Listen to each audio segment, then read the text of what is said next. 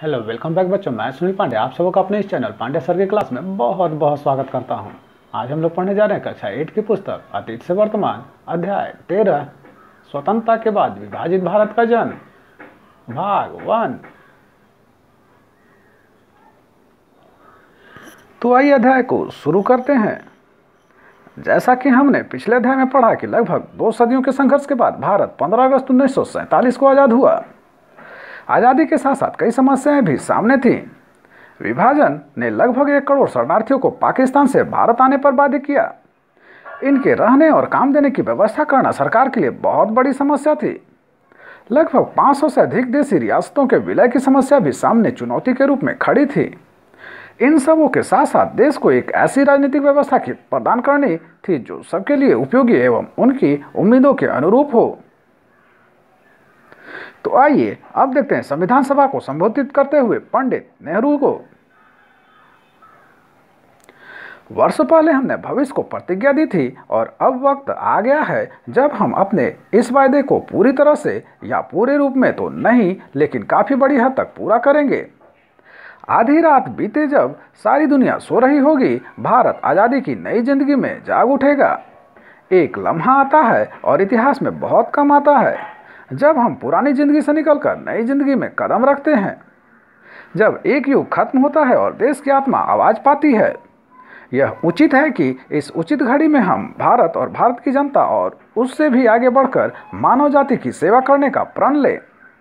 इतिहास के प्रभात में भारत अपनी निरंतर यात्रा पर चला और बेशुमार सदियों ने उसकी कोशिश और शानदार कमालों की गवाही दी और उसकी नाकामयाबियों को भी अच्छे और बुरे दिन दोनों में भारत ने उन उसूलों और सिद्धांतों को कभी नजर में नहीं हटने दिया। इनसे उसने नई ताकत पाई और शक्ति भी। आज बदकिस्मती का लंबा अरसा खत्म होता है और भारत अपने आप को फिर से पहचान रहा है। जिस विजय को आज हम मना रहे हैं वह सिर्फ एक कदम है, अवसर मिलने भी की एक शुरुआत है उन बड़ी बड़ी सफलताओं और प्राप्तियों की ओर जो हमारा इंतजार कर रही है। क्या हम में इतनी हिम्मत है, इतना ज्ञान है कि हम इस मौके को न जाने दें, उसका लाभ उठाएं और भविष्य की चुनौतियों को मंजूर करें। आज़ादी और शक्ति जिम्मेदारियां लाती है। इन जिम्मेदारियों का बोझ इस सभा पर है जो प्रभुता संपन्न है और भारत की स्वतंत्रता तथा जनता की नुमाइंदगी करती है। आज़ादी के पहले हमने कष्ट झेले हैं और हमारे दिल उन दुखों से भरा है और भारी है। कुछ दुख आज भी है, मौजूद है, मगर अतीत बीत चुका है। भविष्य हमें बुलाता है। वह भविष्य आरंभ का नहीं है, वह बराबर कोशिश का है, मेहनत का है, ताकि हमने जो वायदे किए थे और आज हम जो प्रतिज्ञा करेंगे उन्हें पूरा कर सके। भारत की सेवा के माने उन करोड़ों की सेवा है जो पीड़ित हैं, जिसके माने हैं कि गुरुवत और अज्ञानता, बीमारी और नाइंसाफी खत्म कर दी जाए। हमारे जमाने की सबसे बड़ी हस्ती की अभिलाषा रही है कि हर इंसान का हर आंसू पोंछ दिया जाए। यह शायद हमारी ताकत के बाहर हो, मगर जब तक लोगों के आंखों में दुख के आंसू हों उस वक्त तक हमारा काम समाप्त नहीं होगा। इसलिए हमको बराबर मेहनत करनी है ताकि हमारे सपने साकार हो सके। यह सपने भारत के लिए ही नहीं बल्कि संसार के लिए भी हैं, क्योंकि आजकल के सारे देश और संसार के लोग आपस में इतने जुड़े हैं कि उनमें से एक भी अलग रहने की कल्पना नहीं कर सकता। कहते हैं कि शांति अविभाजित है, इसी तरह आज़ादी भी और संपन्नता और विपद भी, क्योंकि अब इस एक दुनिया के अलग अलग टुकड़े नहीं किए जा सकते। आज़ाद भारत के लोग भी कई समुदायों, जातियों, क्षेत्रों एवं भिन्न भिन्न भाषा भाषी समूह में बटे हुए थे। इसके खान पान, रहन सहन, बोलचाल, सोचने एवं समझने के तरीके में भी काफ़ी विभिन्नताएं थीं। इन परिस्थितियों में हमारे राष्ट्रीय नेताओं के सामने सबसे बड़ी समस्या थी कि समूचे भारत को कैसे एक राष्ट्र के रूप में संगठित किया जाए। देश को संगठित करने के साथ ही आर्थिक विकास भी एक बड़ी समस्या थी। हमारे संविधान की सबसे बड़ी खासियत है कि हम में आम आदमी को सर्वाधिकार संपन्न माना गया है। इसके तहत सबको जो 21 साल की उम्र पूरा कर चुके हों, जो कि अब 18 साल है, अपनी सरकार चुनने का अधिकार अर्थात मतदान करने का अधिकार दिया गया। शुरू में ब्रिटिश और अमेरिका जैसे विकसित देशों में भी मताधिकार संपन्न पुरुषों को ही था। धीरे धीरे यह शिक्षित पुरुषों को मिला। फिर सामान्य पुरुषों को और अंततः स्त्रियों को भी यह अधिकार मिला, जबकि भारत में आज़ादी के बाद पहले आम चुनाव में ही यह अधिकार सबको प्रदान किया गया। हमारे संविधान ने भारत के सभी नागरिकों को जाति, धर्म या क्षेत्रीय स्तर पर अलग अलग रहने वालों को कानून की नज़र में बराबरी की दृष्टि से देखा। कुछ लोग भारत को भी पाकिस्तान की तरह धर्म केंद्रित राष्ट्र बनाना चाहते थे, लेकिन हमारे राष्ट्रीय नेताओं ने धर्मनिरपेक्षता के सिद्धांत को स्वीकार किया एवं सभी धर्म के लोगों को समान अवसर प्रदान किया। संविधान की नज़र में हिंदू, मुस्लिम, सिख, ईसाई, जैन आदि धर्मावलंबी एक समान हैं, लेकिन हमारे संविधान का मानवीय पक्ष यह भी है कि हमारे जो नागरिक सामाजिक एवं आर्थिक रूप से पिछड़े हुए हों, जिनके साथ अस्पृश्यता या छुआछूत जैसे व्यवहार किया जा रहा था, उसे विशेष संरक्षण देने का प्रावधान किया। उस समय देश की आबादी लगभग 34.5 करोड़ थी। अन्न के क्षेत्र में आत्मनिर्भर बनने के लिए कृषि के विकास की जरूरत थी, क्योंकि कृषि पर उस समय लगभग 90% जनता निर्भर थी। किसान गांवों में रहते थे, इन्हें कृषि के लिए मॉनसून पर निर्भर रहना पड़ता था। सिंचाई की व्यवस्था विकसित नहीं थी। वर्षा नहीं होने से किसानों को तो अकाल का सामना करना ही पड़ता था। कृषकों पर निर्भर अन्य पेशा के लोग जैसे नाई, बढ़ई, लोहार एवं कारीगर वर्ग भी संकट की स्थिति में आ जाते थे। शहर में रहने वाले औद्योगिक मजदूरों की स्थिति भी दयनीय थी। इनके बच्चों को शिक्षा एवं स्वास्थ्य की बुनियादी सुविधा भी उपलब्ध नहीं थी। अतः आज़ादी के बाद कृषि के विकास के साथ साथ औद्योगिक विकास को भी आवश्यकता थी, ताकि रोजगार की प्राप्ति के साथ साथ लोगों का जीवन स्तर उठ सके। आज़ादी के साथ साथ विभाजन के कारण धार्मिक उन्माद, जिसे कि सांप्रदायिकता भी कहते हैं, ने लगभग संपूर्ण भारत को अपने चपेट में ले लिया था। लेकिन देश के कुछ ग्रामीण इलाके, बिहार और विभाजन से प्रभावित क्षेत्रों को छोड़कर पूरा देश सांप्रदायिक विचारधारा से अलग रहा। इन परिस्थितियों में भारत धर्मनिरपेक्षता के बिना एक संगठित तथा मजबूत राष्ट्र नहीं बन सकता था। विकास एवं एकता के साथ राष्ट्र निर्माण की प्रक्रिया के साथ साथ चलने के लिए मतभेदों एवं हिंसक टकराव को समाप्त करना अनिवार्य था। सांप्रदायिकता के साथ साथ जातिवाद, अमीर गरीब, शहर देहात आदि के बीच गहरे मतभेद एवं दूरियां थीं। इन दूरियों को पाटना भी आज़ादी के लिए चुनौती थी। आइए अब देखते हैं नए संविधान का निर्माण। आज़ादी के पहले ही भारतीयों ने कैबिनेट मिशन की चुनौती को स्वीकार करते हुए भारत के लिए अपने संविधान के निर्माण की जिम्मेदारी संभाली। एक संविधान सभा का गठन किया गया, जिसके लगभग 300 प्रतिनिधि देश भर से चुनकर आए थे। इन सदस्यों के 20 दिसंबर 1946 से नवंबर 1949 तक गंभीर विचार विमर्श के बाद भारत का संविधान लिखा गया। संविधान के कुछ भाग को 26 नवंबर 1949 को ही लागू कर दिया गया एवं 26 जनवरी 1950 को इसे पूर्ण रूप से लागू किया गया।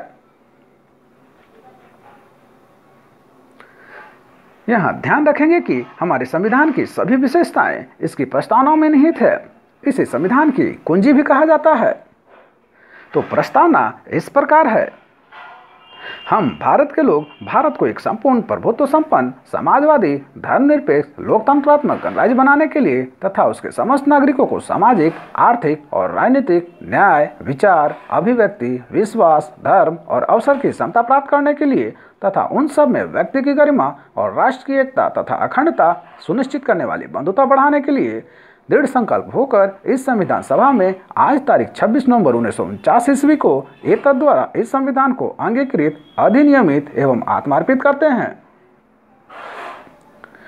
हमारे संविधान में केंद्र और राज्य सरकार के बीच शक्तियों का स्पष्ट विभाजन किया गया, ताकि केंद्र और राज्य के बीच टकराव न हो।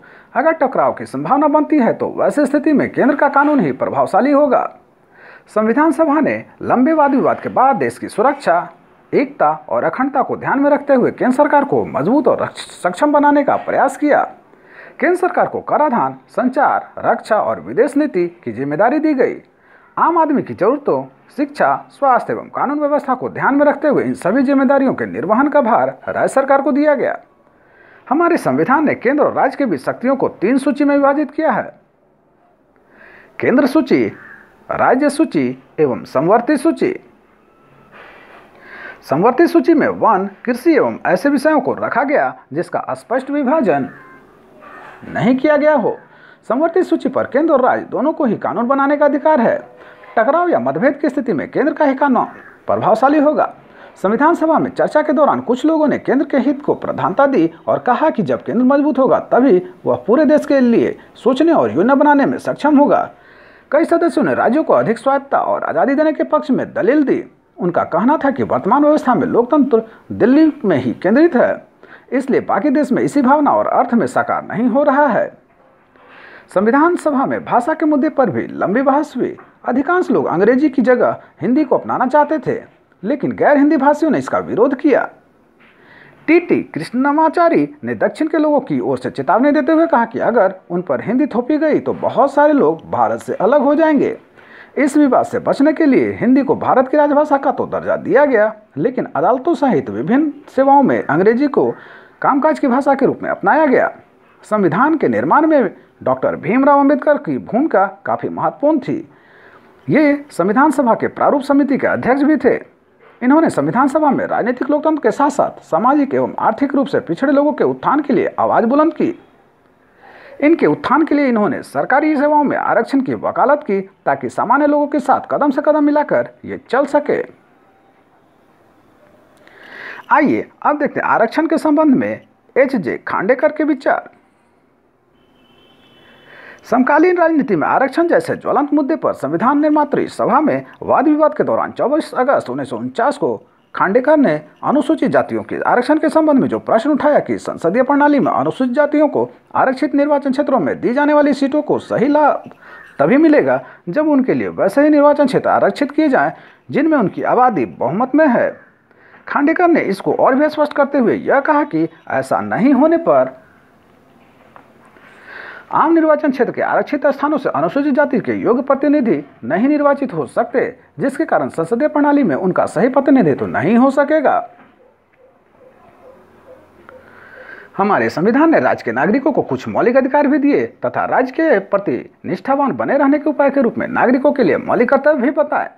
राज्य को दिए गए नीति निर्देशक तत्व ने यह सुनिश्चित करने के लिए तथा देश के भौतिक संसाधन का इस्तेमाल सामूहिक हित में किया जाए एवं अधिक धन संग्रह से बचा जाए, इसका प्रावधान किया।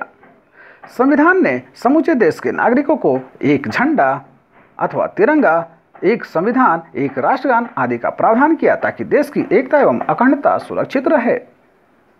आप समझ सकते हैं कि संविधान का निर्माण करते समय भारत के नेताओं और जनता के सामने एक साझे और सशक्त भारत के भविष्य की तस्वीर थी। नेहरू जी के भाषण के अंश से भी आप समझ सकते हैं कि उनके सपने का भारत कैसा था। संविधान सभा के सदस्य भी इस आदर्श अर्थात व्यक्ति की गरिमा और आज़ादी, सामाजिक आर्थिक समानता, जनता की खुशहाली और राष्ट्रीय एकता में विश्वास रखते थे। यह आदर्श आज तक जिंदा है। यही कारण है कि हम संविधान का आज भी सम्मान करते हैं। आइए अब देखते हैं राज्यों का पुनर्गठन। अंग्रेजों ने प्रशासनिक सुविधा और व्यापारिक लाभ को ध्यान में रखते हुए भारत में राज्यों का गठन किया था। अंग्रेजों ने भारत की सांस्कृतिक विविधता और भाषाई भिन्नता को आधार नहीं बनाया था, लेकिन जब प्रथम विश्व युद्ध के बाद कई देशों का पुनर्गठन भाषाई आधार पर किया गया, जिनमें रूस, तुर्की और ऑस्ट्रिया प्रमुख थे, तो भारतीय राष्ट्रीय कांग्रेस ने भी 1920 के दशक में लोगों की भावनाओं को देखते हुए आज़ादी के बाद भाषा के आधार पर राज्यों के पुनर्गठन का आश्वासन दिया। लेकिन जब भारत को धर्म के आधार पर दंगों और विभाजन के बाद भारत को आज़ादी मिली तो राष्ट्रीय नेताओं के मन में भी चिंता हुई कि अगर राज्यों का पुनर्गठन भाषा के आधार पर किया गया तो और कई पाकिस्तान बन सकते हैं। इन्हीं परिस्थितियों में नेहरू और वल्लभ भाई पटेल ने भाषाई आधार पर राज्यों के पुनर्गठन का विरोध किया। जब लोगों के द्वारा भाषाई आधार पर राज्यों के गठन की मांग उठी तो पटेल ने कहा, इस समय भारत की पहली और अंतिम जरूरत यह है कि इसे एक राष्ट्र बनाया जाए। राष्ट्रवाद को बढ़ावा देने वाली हर चीज़ आगे बढ़नी चाहिए और उसके रास्ते में रुकावट डालने वाली हर चीज़ को दरकिनार कर देना चाहिए। हमने यही कसौटी भाषाई प्रांतों के सवाल पर भी अपनाई है। इस कसौटी के हिसाब से हमारे राज्य में इस मांग को समर्थन नहीं दिया जा सकता। राष्ट्रीय नेताओं द्वारा 1920 के दशक में किए गए वायदे से मुकरने के कारण क्षेत्रीय भाषा भाषी जैसे तेलुगु, तमिल, मराठी, कन्नड़ बोलने वालों में असंतोष पनपने लगा। विशेष रूप से तेलुगु भाषी लोग 1952 के प्रथम चुनाव में आंध्र प्रदेश की मांग को लेकर काफ़ी उग्र थे। आंध्र प्रदेश की मांग को लेकर गांधीवादी नेता पोट्टी श्री रामलू राजू ने भूख हड़ताल किया, जिसमें 58 दिनों के बाद 15 सितंबर 1952 को उनकी मृत्यु हो गई।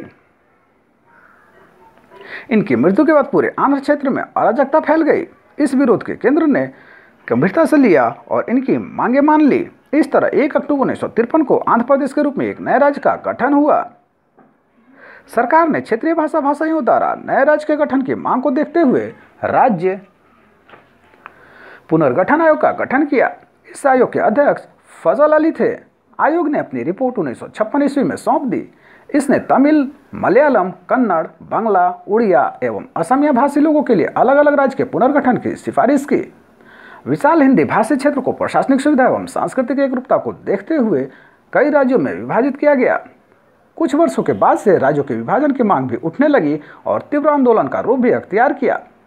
फलस्वरूप 1960 में बम्बई प्रांत का मराठी भाषी महाराष्ट्र एवं गुजराती भाषी गुजरात में, 1966 में पंजाब से हरियाणा को और आगे चलकर 2001 में उत्तर प्रदेश से उत्तरांचल को, मध्य प्रदेश से छत्तीसगढ़ को एवं बिहार से झारखंड को अलग कर 28वें राज्य के रूप में गठन किया गया। अभी भी महाराष्ट्र से अलग करके विदर्भ, आंध्र प्रदेश से तेलंगाना एवं पूर्वोत्तर में बोडोलैंड का गठन की मांग को लेकर लगातार आंदोलन हो रहे हैं। यहाँ जो हम मानचित्र देख रहे हैं वह 14 अगस्त 1947 से पहले भारतीय प्रांत और रियासतें को दर्शाया गया है।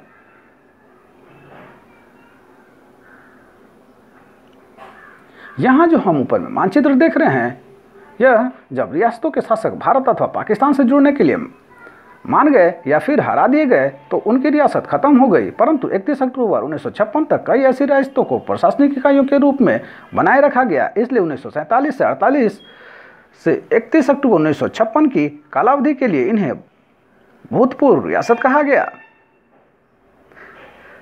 यहाँ जो हम नीचे में मानचित्र देख रहे हैं, क्रमशः तीनों मानचित्र के अवलोकन से आप राज्यों के गठन की प्रक्रिया को समझ सकते हैं और भाषाई आधार या अन्य कारणों से 1956 एवं उसके बाद गठित राज्यों की सूची बना सकते हैं। इस अध्याय के शेष बचे भाग को हम अगले वीडियो में देखेंगे। तो आप सबको हमारा प्रयास कैसा लगा हमें जरूर कमेंट कर बताएं। हमारे इस चैनल पांडे सर की क्लास को जरूर से जरूर सब्सक्राइब करें और बेल बटन को दबाएं ताकि आने वाली वीडियो का नोटिफिकेशन आपको मिलता रहे। दूसरों के साथ इसे शेयर करें और हाँ, लाइक करना तो बिल्कुल ना भूलें। आपका लाइक करना हमारे मेहनत का फल है। धन्यवाद। Thank you.